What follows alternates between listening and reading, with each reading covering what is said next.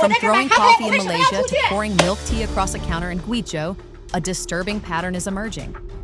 A series of explosive public meltdowns by Chinese nationals abroad is fueling a reputation crisis that now threatens visa-free travel and has ignited intense debate across Southeast Asia.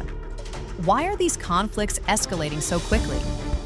Experts point to a toxic combination of the fiercely combative domestic culture, stress, entitlement, and the erosion of traditional values, which has led Chinese citizens to behave in increasingly inappropriate ways. This, in turn, is accelerating a growing anti-China wave around the world, and it is becoming the heavy price that Chinese people must pay. The volatile exchange at Zus Coffee. Just 14 seconds, yet enough to send all of Malaysia into an uproar. A seemingly ordinary self-recorded clip inside a cafe suddenly turned into the center of a storm when a woman and an employee got into a fiery altercation, items were knocked over, and a cup of coffee went flying across the counter. No one expected that fleeting moment to ignite the most shocking online controversy in Malaysia over the past week. The recorded dialogue, marked by escalating frustration, began with the patron challenging the staff. "Who are you asking to leave? Leave! Leave! Why should I leave? I'm spending money here. I'm buying coffee. Why should I leave?" According to Malaysian media, the confrontation began when a Chinese woman argued with a staff member while awaiting her order. She filmed the incident and promptly uploaded it to TikTok, where the video garnered over 2 million views in a single day, immediately sparking widespread online reaction across Malaysia. The situation spiraled when the staff member requested that she leave the premises. In response, the woman lost control, yelling loudly, knocking items off the counter, and ultimately throwing her coffee at the employee. The employee, visibly upset, then engaged in a physical altercation. However, because the footage is brief and was filmed solely by the Chinese woman, the full context remains obscured, giving rise to several different accounts of the incident's origins. Online witnesses have shared conflicting narratives. One claims the woman was asked to leave for smoking inside the store, while another suggests she became frustrated after waiting too long, complaining about the slow service, and assuming the staff could not understand Chinese. In the wake of the incident, Zus Coffee released a statement, confirming they had contacted the involved parties and were investigating the matter. Crucially, the company expressed full support for their staff and urged the public to respect their employees' privacy, demanding a halt to the sharing of the video and the spread of rumors. Public sentiment on social media overwhelmingly favored the staff member, with an estimated 99.9% of Malaysian commenters siding against the patron. One representative comment read, "You can file a complaint against the store or the staff, but even if the staff was at fault, you can't just throw your coffee and use bad language. If this happened in Singapore, you'd be arrested by now." Widespread behavioral concerns and cultural clashes. The Zus Coffee incident is not isolated. Recently, Malaysia has witnessed a series of incidents involving visitors from China, creating what feels like an unfolding drama. Previous examples include a Chinese female student randomly running over a pedestrian while driving, alongside numerous reports of line cutting and physical altercations in local convenience stores. A concerning pattern highlighted by many netizens is the tendency for these situations to escalate. Many Chinese tourists begin with improper behavior, and when challenged, they often intensify the conflict with retaliation and aggression. In stark contrast to these public incidents, some Chinese influencers have offered introspection, reflecting on the issue from a different perspective. One noted, "I think as Chinese people abroad, we really should maintain our own standards. No matter what's right or wrong in a situation, there is no need to use foul language so easily." A former tourism worker in Malaysia shared their own difficult experience.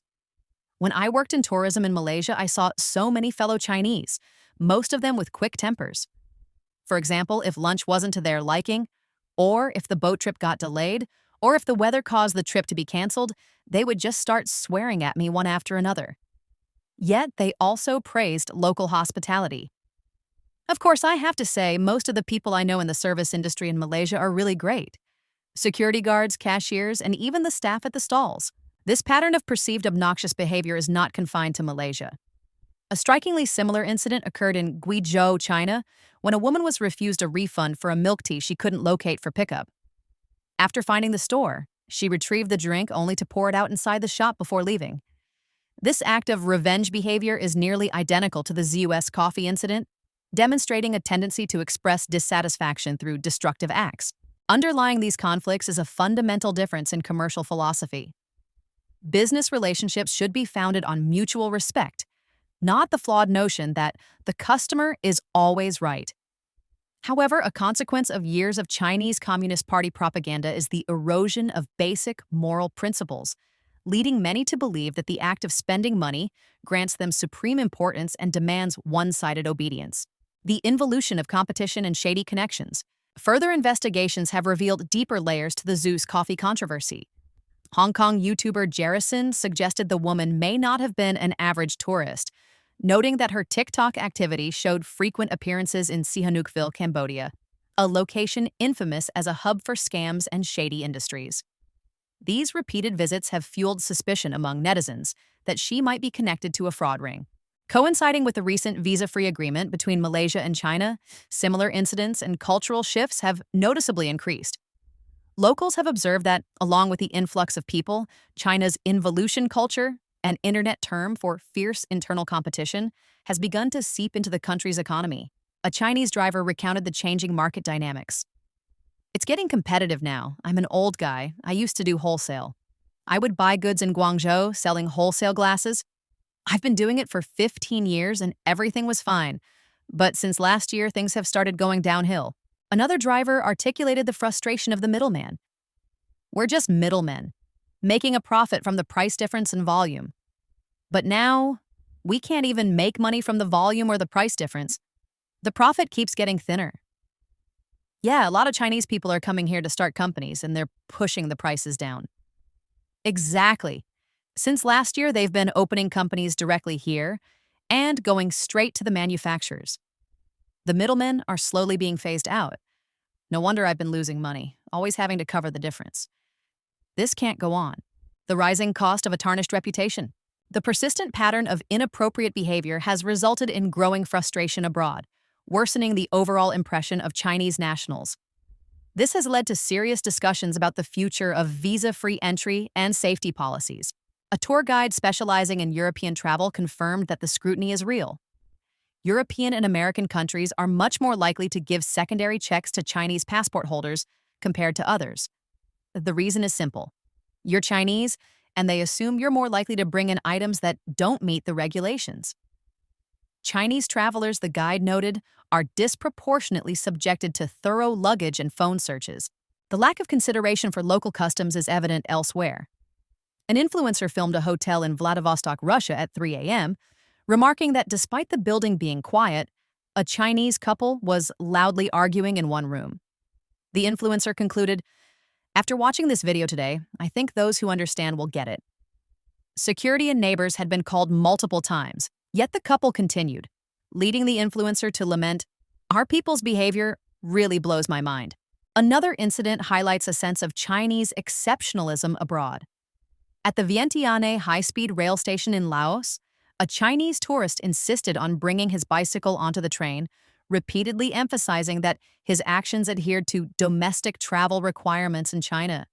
The staff, enraged by the tourist's refusal to comply with local regulations, ultimately forced him off the train and removed his bicycle. The tourist's final defense, "This meets the standard in our country, in China." This insularity was summed up by an influencer who said, "After going abroad, I realized how much the phrase, 'a frog at the bottom of the well,' really applies.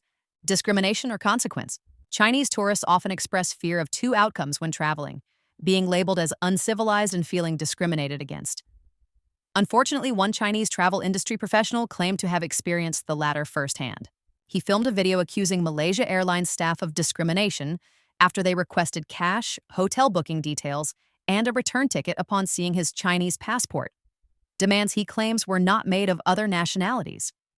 He was ultimately told, "They told me they were refusing to let me on the flight. Chinese people should go back to China." The professional detailed the ensuing confrontation. "I told her we were going to spend a few more days in Bangkok after Malaysia." The response was uncompromising. She said no. We had to buy a ticket from Bangkok to China before she would give us a boarding pass. And then, she repeated, "Chinese people should go back to China." In Mongolia, the visa rejection rate for Chinese nationals applying for tourism or investment has recently surged. This policy was triggered after immigration officials discovered that Nearly 80% of Chinese employees at a company near Ulaanbaatar were working illegally on tourist visas. When incidents like these occur, locals tend to generalize. They conclude that all Chinese people pose a problem. This perception is worsened by frequent international reports of cyber scams and organized crime involving Chinese nationals in Southeast Asia. As one netizen harshly put it, "You can't blame us. We have to be strict to prevent more people from being harmed." While not all Chinese people are involved in illegal activities, this international perception has quietly applied a high-risk label to the demographic. Ultimately, many people are willing to work illegally abroad because China's domestic employment outlook is poor, offering long shifts, low wages, and intense pressure. However, the root of the behavioral issue lies deeper. The Chinese Communist Party's efforts to replace traditional Chinese culture with its own party culture have caused many to lose sight of virtues like respect and politeness. Traditional Chinese culture teaches the value of harmony and the importance of compromise, even when one is in the right, qualities that many Chinese travelers are now perceived to lack. It is truly disheartening to see a nation once known for politeness and wisdom now frequently criticized as barbaric by outsiders. This is precisely the reason why many Chinese people are speaking out in self-reflection, hoping to restore the image of a nation once regarded as an exemplar of courtesy and propriety. They understand that rebuilding a reputation cannot rely on visa policies or corporate announcements. It must begin with the smallest things: attitude, speech, and everyday behavior. The fierce competitive pressure in Chinese society, the economic decline, disruptions in the service industry, the feeling of being treated unfairly abroad, coupled with the fading of core values, all combine into a volatile collective mood. When those who leave the country carry this mood with them, it easily erupts into extreme behavior over something as small as a spilled cup of coffee or a queue that is too long. The frustration is no longer aimed at the immediate incident, but is directed at all the pressures they have endured. But those 14 seconds are still enough to remind us of one thing. When behavioral values are neglected, the consequences will spread farther than we imagine, beyond the confines of a coffee shop, beyond the borders of a nation, and sometimes damaging the honor of an entire people. And only when individuals look inward and reflect on themselves do such negative spirals have a chance to stop. That's all for this episode of Secret China. If you value honest, in-depth reporting, hit that subscribe button, let us know what you think below, and keep the conversation going. Until next time, stay curious and stay safe.